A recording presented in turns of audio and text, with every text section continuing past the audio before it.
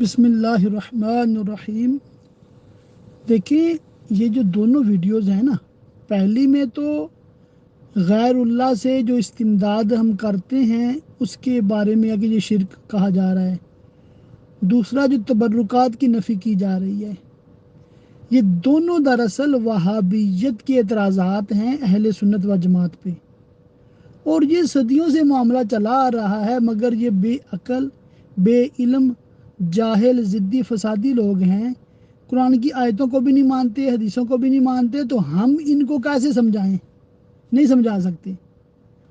آپ سے کسی بد مذہب نے بحث کی ہے نا، اس کو جواب ایک دے دیں آپ کہ آج کے بعد آپ سے کوئی بات نہیں ہوگی، اس کو بلاک کر دیں اور اس کا کمپلیٹ بائیکاٹ کر دیں، وہ جائے جہنم میں، آپ اس کی کوئی فکر نہ کریں۔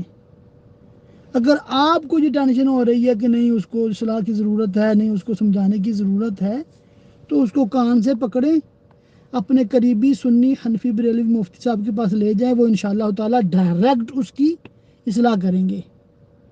اگر وہ نہیں جاتا تو اس کو اس کی حال پہ چھوڑ دیں۔